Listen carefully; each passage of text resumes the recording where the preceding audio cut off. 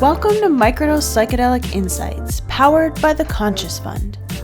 This is the PsyFi series, discovering the cutting-edge science and research in psychedelic medicine. Thank you so much, everybody. Welcome back. This is another episode of the PsyFi podcast, where we talk to leading scientists, clinicians, and industry experts to unravel the mystery that is psychedelic science.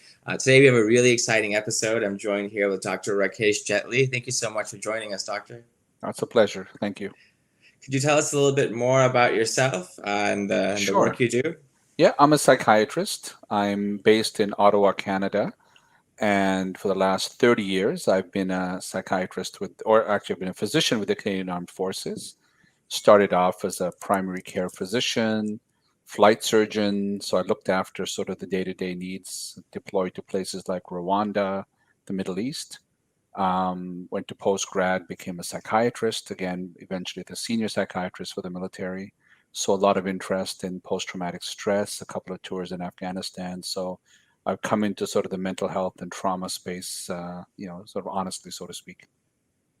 Wow, that's really fascinating background, and what an interesting time to be at the forefront of mental health with everything that's going on in the world. I think Absolutely. We're at a really critical moment. So I know you're doing some really exciting work in the field of psychedelic medicine and with regards to PTSD. If you could talk a little bit about that, I know we'd love to hear about it. Sure, yeah. Again, I've come by it honestly. I'm a clinician first, and I think the toughest job in this whole space is being somebody that sits every day 3 feet across from somebody that's suffering with, whether it's depression, PTSD. And so I and a lot of my colleagues have come to realize that we've got fantastic treatments, evidence-based kind of approaches to treat those suffering from PTSD, whether it's rape, whether it's motor vehicle accidents, and in my specific case, veterans exposed to horrific things during combat. However, the evidence-based treatments are not effective all the time in everybody. And so as you get sort of, more and more experienced in life, you start to switch and focus more on the people that aren't getting better, the people that are sort of partially responding or not responding. And that's led us to this search for, novel treatments. Let's think out of the box. And so I've always been one to, leverage technology, understand the biological underpinnings of illness, this kind of idea. And over the last, I'd say easily 10 years, but it's obviously more than that, this resurgence in looking at sort of, alternative substances has led us to looking at sort of psychedelics, psilocybin specifically for our first trials in the treatment of veterans with PTSD. So we're focusing on veterans because of our sort of specific interest. And the key again with post-traumatic stress disorder and why it's such a fascinating condition, there isn't a single medication specifically designed for PTSD. It's all off-label use. We'll use antidepressants, we'll use sleep medications, antipsychotics, things like this. But the cornerstone of treating PTSD is the psychotherapy. It's actually integrating the trauma, somehow trying to make sense of it, move past it, whatever we try to do with techniques. And so the trials that we're going to do are sort of, psychedelic assisted psychotherapy. So these aren't traditional drug trials, pharma trials, but it's let's see if after the psychedelic experience, again, we'll start with psilocybin, does it somehow change the brain, make you more receptive to the ideas brought up in therapy, able to have a closer look at yourself in the context of trauma, and hopefully integrate that trauma and move past it. So that's kind of what we're doing. Small, sort of call them pilot trials, N of 8, N of 10 in different places, including, we're looking at sort of, the US, Europe, and Canada to start with. Our first trial will be in Leiden in the Netherlands, University of Leiden, which is one of the oldest universities in Europe. And sort of basically learn from each other. All of the PIs and our scientific advisory board will sort of get involved and learn from each trial to just try to sort of refine this approach before we go bigger. That's really fascinating. And I know there's been some really historic trials done using psilocybin for end-of-life anxiety and for depression. So it'd be really great if you could give the audience a little bit of a snapshot into what PTSD sort of looks like for the suffering veteran and how psilocybin, how do you foresee it really helping them? Yeah, and that's a great question. I mean, really, if we best understand PTSDs or post-traumatic stress disorder, right? So there's trauma, then there's post-trauma, then there's post-traumatic stress, and then the disorder is kind of just the psychiatric vernacular. It's getting stuck in it, right? So that's really the way to think about it. Lots of people experience trauma, lots of people experience post-traumatic stress, but a minority, a significant minority, whether it's 8%, 10%, 20%, depending on the study, are going to get stuck in this thing called the disorder. And the simplest way to think about it is the traumatic event itself gets remembered too well. It gets stuck in the brain, and if you think about it, normal memory fades over time. You think in your life the worst event of your life or the best event of your life, right? I mean, you're going to say, hey, it's my wedding day or my kid's been born. I'm going to remember this forever. But over time, things get forgotten. I don't think a woman would have more than one baby if she didn't forget about the pain of the first birth, right? So it's kind of like, hey, somehow. So there's something about normal memory where over time, the best memories, the worst memories sort of fade. But these traumatic memories tend to get stuck. And so you're stuck with this memory, whether it's Vietnam, whether it's Kandahar, where it has no place in the past and has no place in the future. So you're stuck with these memories. And the constellation of symptoms of these over remembered memories lead to symptoms such as re experiencing symptoms because it's stuck in the present, it's not in the past. So you lose control over it. It's like something always being on your desktop instead of in your hard drive. So you have these intrusive thoughts where it keeps popping up. You're trying to just, enjoy a walk with your kids or your dog, and all of a sudden you start to have this intrusive thought. You might have flashbacks where you feel like all of a sudden I'm back there again. Sometimes they could be triggered by something, but for a few moments or longer, you actually feel like I'm back in that scary moment again. You could have nightmares, of course, and the nightmares are often thematic nightmares, not the exact replaying, but it could be yourself in danger, your family, those kinds of things. So re experiencing, and then because the re experiencing is so distressing, we start to avoid things that remind us. We're afraid of being triggered. So we might start avoiding people that were there. We might start not being able to watch war movies, despite that being my favorite movie. We tend to isolate, withdraw from people because you're just constantly on edge. And then because those things are so scary, you don't want to be triggered again, you don't want a flashback, you become hyper vigilant. You're always scanning the room. You can know some of the combat vets that are ill. If they do get the ability to go to a restaurant or a coffee shop, they're the ones always sitting with their back against the wall. They're scanning, they're looking at each person coming in. Often people say they go to a shopping mall and they're kind of saying, if something was happening, where would I go? How would I get my family out of there? So it's this constant being on edge. So the cortisol is in the system. They're always, always on edge. And as we're finding now more and more, is that puts you at higher risk for pain, higher risk for arthritis, higher risk for diabetes, higher risk because the inflammatory and the neuroendocrine system is sort of always on edge. They can never sort of settle. So in a nutshell, that's PTSD. Trauma that gets over consolidated, over remembered is like a splinter of the brain, gets sort of an abscess around it. You have re-experiencing that's extremely distressing. So then you start to avoid all reminders. That avoidance starts to generalize. So you pull back from society, and then you're on edge and hypervigilance sort of around it. And it's associated about 70% with depression. Sometimes there's substance abuse as well to try to numb the pain, the psychic pain that sometimes occurs with it. So it's a really awful spiral when it starts to become chronic. So of course there's suicide, there's other associated things that we want to try to break that cycle. Yeah, it's really complex pathology. There's definitely a lot going on there. And it's really fascinating to think that something like psilocybin assisted psychotherapy must be so profound, must be so profound an experience to be able to, really address the core of an issue like this. So it's really exciting that you are embarking on this trial. I know that researchers like Robin Carhart Harris, they've explored a lot into the default mode network. Do you Yeah. think that there's something in Well, relation to that with I think PTSD? that, yeah, I think there's definitely, I mean, so we've done a lot of work with some of my research partners, like in London, Ontario, and other places where we've done a neuroimaging, MRI, fMRI imaging, like since the early 2000s. We've recently started doing work with the MEG scanner, which is looking at the electrophysiology of the brain. And so and we've also done a lot of work with immune markers, inflammatory markers. So we're really trying to understand the biological underpinnings of this disease.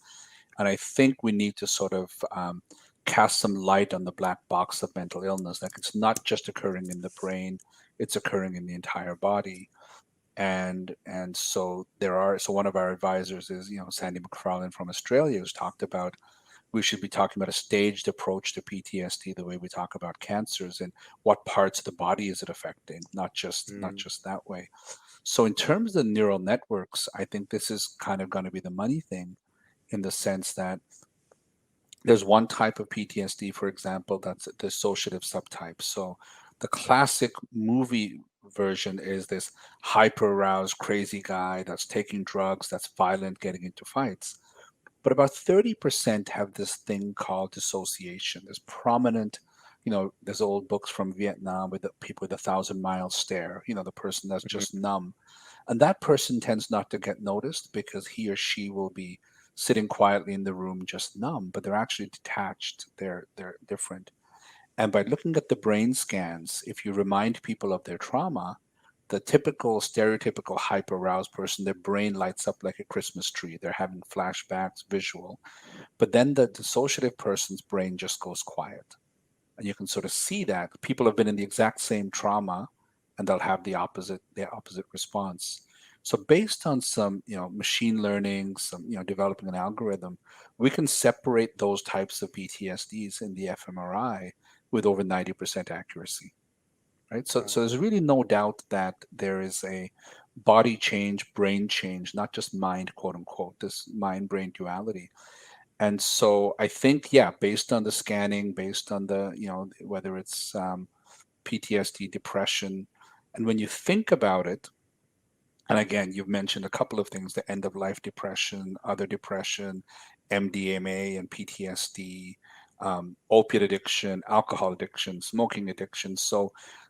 When something seems to be working for so many different things, either it's snake oil, or you have to say, is there something common that goes on, right? Right. And what I believe we'll demonstrate is at the, maybe not at the neuron level, but we'll look at that, but certainly at the network level, the salience network, default network, we might find a difference in the networks. We might find certain networks becoming sort of turned up, certain ones turned down. We certainly see in the pathology of PTSD, we see the reverse. We see strengthening of networks that shouldn't be there.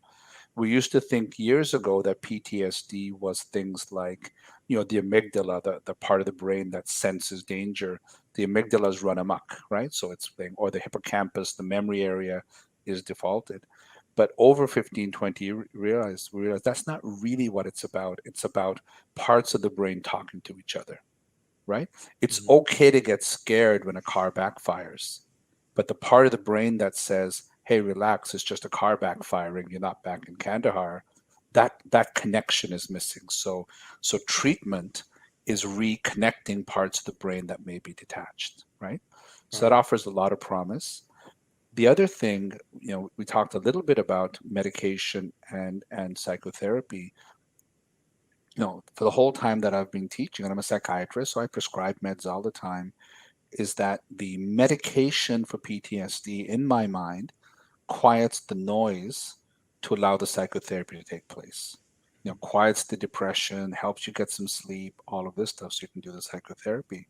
And I think in the same way, because a lot of the psychotherapy being done with MDMA or psilocybin, the psychotherapy isn't really rocket science. It's not avant-garde. Let's try something completely new. So somehow the same message that people have been giving you through cognitive behavioral therapy and the different therapies, somehow after the psilocybin experience, you seem to be more receptive to it, which to me suggests, especially if it's working across different illnesses, to me it suggests there must be a fundamental change that's occurring within the brain that makes somebody more receptive to certain ideas that they perhaps were unable to either see or fully integrate, which is to me extremely hopeful, because I Yeah. there's a concept that's a more and more popular concept in the trauma world, and really, Jonathan Shea, our colleague in Boston, brought it up back in post Vietnam, and this whole concept of moral injury. Moral injury is sort of the persistent guilt, shame, maybe anger that someone feels when they've either participated in or witnessed a major transgression to your values, right? Whether it's, what happens as a peacekeeper, not being able to act the way you want to act, or whether it's, you were the guy that was supposed to clear the mines, but your buddies went over it and blew up. So that's one of the really, really difficult, like guilt and shame are extremely difficult nuts to crack in trauma, because obviously I'm ashamed, I don't want to talk about it, and our traditional therapies tend not to work as often. So how do you, as a guy, I'm not supposed to cry. As a soldier, I'm not supposed to feel this way. I'm not going to allow myself to feel this way. I'm not going to forgive myself because I don't deserve to be forgiven. I'm also curious about, after the psychedelic experience, will a person be able to engage in that level of discussion with their therapist that perhaps because of all the defenses they weren't able to? So this is really exciting stuff. I mean, you can tell how sort of keen I am to sort of, continue to explore this area. Yeah, it's really exciting, and I'm really excited to see what comes of your very groundbreaking trials. I'm sure it's going to be it's really historic that you're taking this medicine. That's, you're right. In one way, it's really not so new. In one light, it's been used for thousands of years in sort of this fashion. So that was kind of led me to my next question: is what is the psychotherapy really going to look like? And since this is something that we have that hasn't been part of traditional medical practice, how are the clinicians going to be trained? And So the beauty of this, and this is what I love, is that I've got sort of such a strong group of colleagues that I'm working with that have, some people with specific expertise in trauma, some in the psychedelic space, some in both, and the beauty of research is to be curious, right? So there's more questions than answers at this point, right?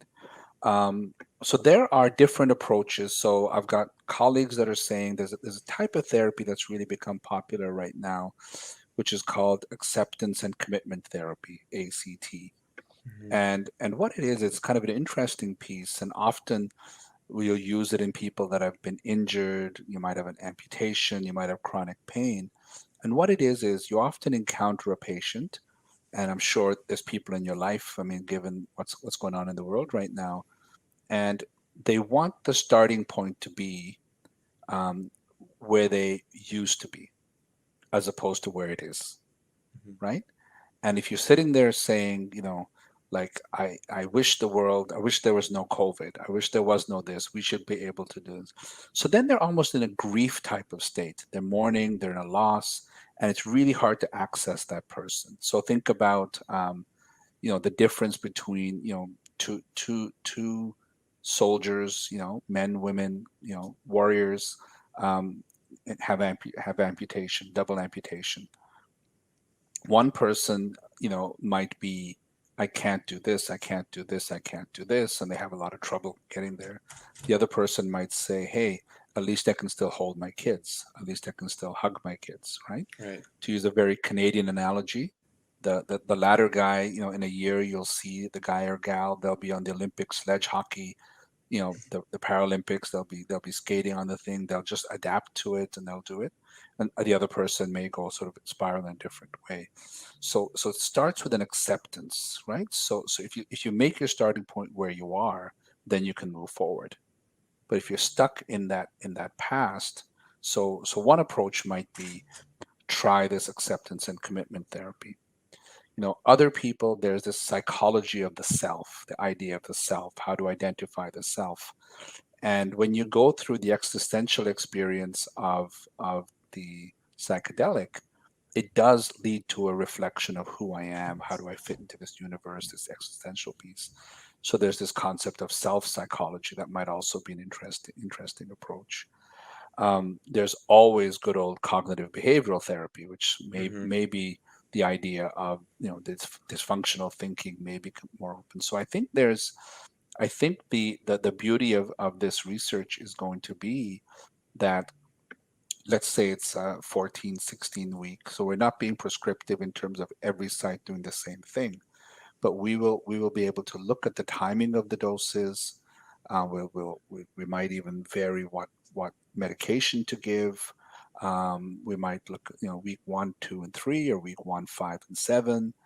The types of psychotherapies will also vary, and we'll just continue to compete and say, hey, because we're all colleagues, like, hey, I found this to be really helpful, and maybe at the end we'll come up with a blend, because it's so the moving parts are going to be the medication, the dosage of the medication, the timing of the medication, and the type of psychotherapy, right? So it Yeah. really is. That's why I'm saying we're curious. We're confident it's going to help, but we want to really demonstrate the safety and the efficacy of this, right? So Yeah. that's really important piece. Just curious, the psilocybin that's going to be used, is it a synthetic psilocybin, or is I think it? we're open to it all. I think we'll start synthetic, Mm-hmm. Mm-hmm. just because of what's available. But I think Right. we are open. I think it's oh, this is the space, right? Like, I Mm-hmm. mean, I think that people like natural. Like, you ask most Mm-hmm. people, would you like Sure. something natural? I mean, the same thing with with cannabis and with Right. fruit, I mean, my orange juice is all natural. I mean, that's just kind of the world. Mm-hmm. And I think physicians and medicine like synthetic, because I know exactly what's in it. I know Right. from dose to dose it's going to be pure. And that kind of went out the window for me about 20, 20, oh God, 30 years ago. My brother, before he went into dentistry, was a biochem specialist, and we were studying at U of T. And one time I met him in his lab, and he showed me a test tube, and I smelled it, and it was banana smell. It was a banana. I could practically taste the banana, Mm-hmm. and he made that in a test tube, Mm-hmm. right?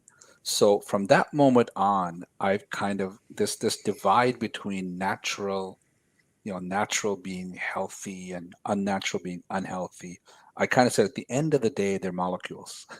Mm-hmm. They're Right. molecules that touch on receptors, whether they're taste receptors, brain receptors. And I think, yeah, we'll look to see which one works better, which one doesn't, whether there's a difference. And I think that when we eventually sort of, when all of this sort of settles into the future, I think we'll sort of decide. So I think that at the end of the day, medication, whether it's ketamine, whether it's MDMA, whether it's this, it's a molecule that's kissing on a receptor and having a post receptor effect. That's the scientist in me. Mm-hmm. I think there's natural substances like opium that Mm-hmm. are extremely dangerous for some people, extremely helpful for some people. Then there's synthetic ones that are helpful. So I think we'll ideally do we'll ideally have that as one of the variables as well. Sure.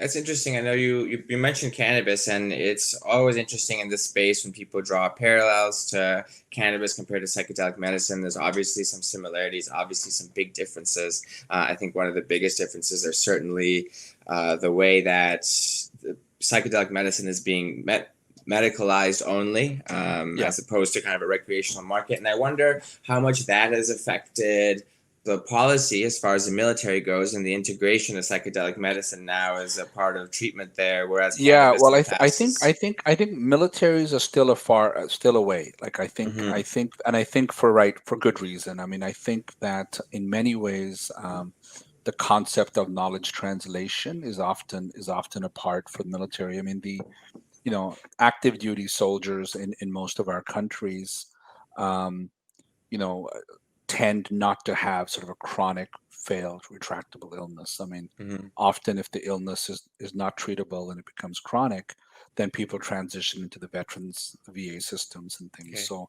So the research is probably best done in the VA system. And so just to Mm-hmm. point out that our trials will be people who sort of have had at least one conventional treatment fail, Mm-hmm. right? So it makes it hard to treat people more because, it's ethically be difficult to offer this as a first line treatment, Mm-hmm. because there are first line treatments that do work. So I think that I mean it's an interesting question to ask a Canadian because we have Mm-hmm. decriminalized marijuana in the whole country. Right. So it's actually Right. quite a different space. But Right. to your point, I think that in many ways in the marijuana, I think the recreational and medicinal confuse things a lot. I Mm-hmm. think it was very different. As a clinician, again, I'm in a country where marijuana is legal. I as a clinician, I actually don't care about that piece, right? And it's very hard to sort of have that dialogue back and forth. Mm-hmm. Creates a lot of cynicism as to whether people are treating. So here, I'm interested, and the other thing about it, of course, is that you know whether the definitive studies for marijuana in terms of safety, efficacy for these conditions haven't been done. But let's say they're done. The big difference, of course, is that it's a chronic daily use of the substance over Absolutely. time, while this is looking like 2 or 3 doses, some good psychotherapy, and you're good to go. I mean, this is kind of what it's looking like. So, so for me as a physician, I think it's more appealing, and I think it'll be more appealing to the medical community once we get these trials done and we show the safety and efficacy, because we're really talking about limited use with an indication, with the safety data on all of this. And I think, and I'm actually, I mean, I guess you've got pure recreational at one end of the spectrum, pure disease, and then somewhere in between you might have this microdosing wellness kind of space, which is sort of, that could be the gray area. And I think for me, my interest is definitely on the far end of the spectrum, people that are suffering from illness, whether it's substance use, abuse, chronic pain. Mm-hmm. If we can get people off of opiates that are addicted, if we can help people with obsessive compulsive disorder that can be crippling, PTSD, I think I'm definitely interested in that. Would I be somewhat interested in the microdosing idea for certain sort of, we call them neurotic or sort of anxious people that are suffering to some extent? That might be about where I would draw the line. The Mm-hmm. recreational piece, to me, that's a government, legislation, societies are going to decide that. And as a Mm-hmm. physician, I don't really have much of an opinion on Mm-hmm. that area. Sure. Yeah, no, that's very interesting. I'm happy you shared that. I have to ask your opinion. I know there's a line of reasoning out there that there's a lot of people that are affected by PTSD, not just veterans and people in Yeah. the military. Of course, although they're a very, very maybe overlooked demographic. Yep. And so I personally, of course, see the value of these trials being conducted in these demographics. However, there's definitely a line of reasoning that's like the added benefit of the trials being conducted in first responders or veterans Yeah. is that it can be positioned to win bipartisan political support, which is obviously the regulations and policy around these compounds is very important as well. So I would Yeah. be interested to get your opinion or your thoughts Yeah. on So this. I've come, myself and my sort of my group of advisors, all have experience we're all old. You can say we've got 1,000 years of experience working with military and veterans. So we come from it quite naturally, and that's sort of our space. But you're absolutely right. I mean, there's a couple of reasons. One is there's enough evidence out there that shows sort of veterans, combat veterans in particular, tend to respond less well to the psychotherapies, medication approaches, sort of across the board. So we've kind of picked a tough to treat population, right? We can speculate as to why. It might have to do with repeated trauma, the type of trauma.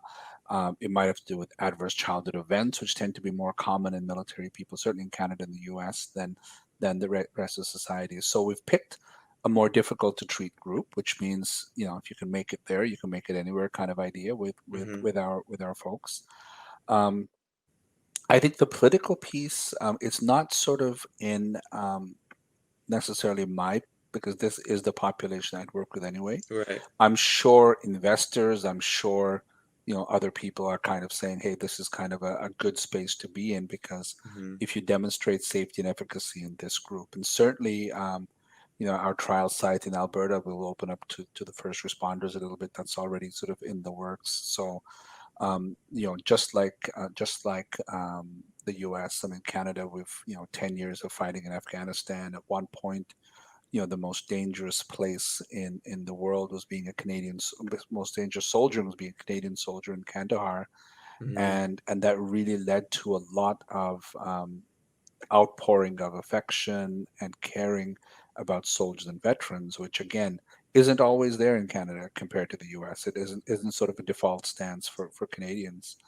And so I think that so we've picked sort of a tough to treat group, and I think ethically, we've picked the group that we as clinicians, scientists care about the most. But I do think that it's generalizable, and I think that people will take it and run. I think the message is a positive one, Yeah. because most countries like their veterans. Whether they like their soldiers or not sometimes can vary depending on the government, but I think veterans are a group that I mean, and I don't mean even feel sympathy for, but I'm more grateful for for what Mm-hmm. veterans, the sacrifices they've made. Yeah, no, that's very deep insight. So you're at the forefront of all this exciting research. I think it'd be interesting for you just to share with our audience what a typical day looks like for you. Well, the day is interesting, because at this point, I mean, I'm sort of constant. I mean, we're not going anywhere, right? So this is Right. where I am in my office, my Right. home office. But it involves a lot of interesting discussions with our scientists. I'm part of the chief medical officer for this medicine innovation group, and Mm-hmm. our chief science officer is kind of like he's at the molecule level all the time. I'm at the human. I'm a human. I'm a physician, so I'm at the organ and the Right. disease process. So it's kind of interesting just having these great discussions about what we could do, and sort of looking at sort of could we change the molecule to a shorter half life, and some of these sort of different scientific things. um, Constantly on call with sort of whether it's Leiden or London, Ontario, or Alberta, different sites, just in terms of the excitement regarding as we're developing the protocols. Um, Sneak away, can't help but watch a little bit of the U.S. election news, which is hard Yeah. hard hard to kind of avoid, and I'm in touch with my U.S. colleagues, and I just think Right. my heart goes out to the fires in California and some of these Yeah. things. So it really is a all the discussions that we had today, about do we do natural versus the synthetic, and so those discussions we're having on a daily basis in terms of supply. We've got the group in Leiden, and so just trying. So the next step is we're going to get our scientific advisory board all together and just sort of brainstorm about the protocols that we have in place, and Yeah. not to the point where we're going to try to bully everybody to do the same one, but just in the sense of understand what the other folks are doing and maybe borrow a little bit, or just say, hey, that's interesting, you do that, we'll do this, and let's talk about it afterwards. So it really is it's the pleasure. I mean, so I've been very lucky. I've never been the bench scientist. I've never been the person that's sat in, since university, but I've always thought of myself as being able to bring people together for a common cause.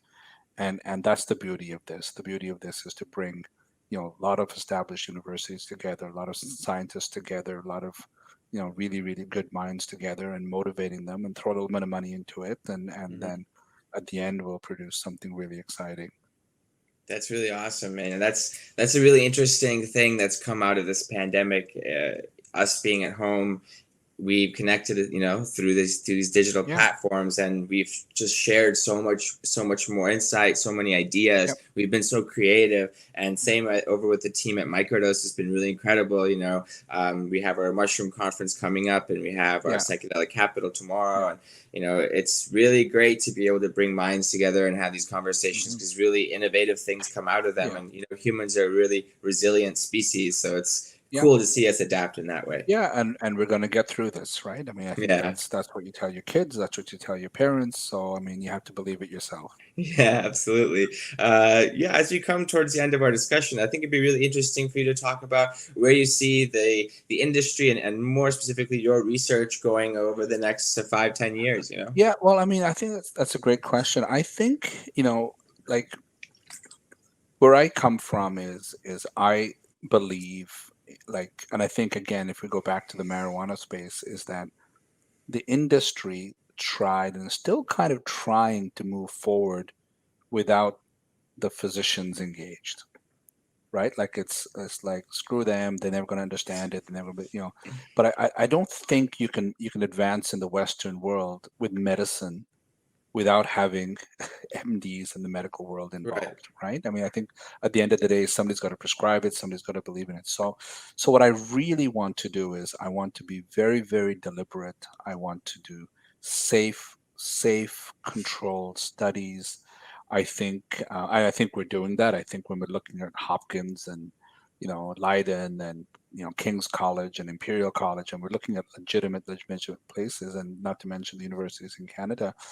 Um, so I'd like to see things moving in a very deliberate, safe, no shortcuts through the regulatory bodies, through the REBs, to really demonstrate the safety and the efficacy, right? So, Mm-hmm. so moving away from sort of the farmhouses in Vermont or the ranches out west, and I think there's always going to be that sort of underground movement, which again, I mean, I think when people are suffering and they're going to seek their help, I mean, I can't criticize people trying to get better, whether it's going to Costa Rica or whatever it is. Sure. But I think to make significant change in society, we have to sort of play by the rules of the scientific and the medical establishment, right? I think Right. that's good. So we'll be conservative, we'll be deliberate, we'll be conservative, we'll be deliberate. I think that where the space is going to go, I think we are going to get more and more indications. I think we will do this. I think we'll refine. I think the challenge is going to be is once things become really definitive, it's going to take a long time for the social work, psychology programs across the world to train people in psychedelic psychotherapy. So I think we'll have institutes to sort of get people up to speed to train them, because I really don't think maybe outside of the microdosing, I don't think we're going to get away from take this medication and feel better. I think there's still going to be a psychotherapy piece to it. Mm-hmm. I think we're also going to have to cross the threshold with the pharma development of shorter half lives. I mean, right now, 4, 5, 6 hours. I mean, that's going to be a challenge. And I know Right. with some of the psychotherapy, I mean, people have stood up at conferences and saying, how the hell are you going to have 30 hours of psychotherapy in 3 days with 2 therapists? I mean, who's going to pay Right. for that? I mean, so that whole idea of wouldn't it be nice if we developed a formulation where you can take it a half hour in the waiting room, and then it lasts about an hour and a half, relax afterwards and then leave. Like, so I think we're going to have to play with sort of the formulations, the dosages. There's some really interesting biochemistry that's going to happen to sort of refine side effects, sort of minimize the bad trips, maximize the good experiences. So I think it's going to be at all levels. I think the bench scientists are going to be busy. I think the clinicians are going to be busy, sort of refining and perfecting the psychotherapy.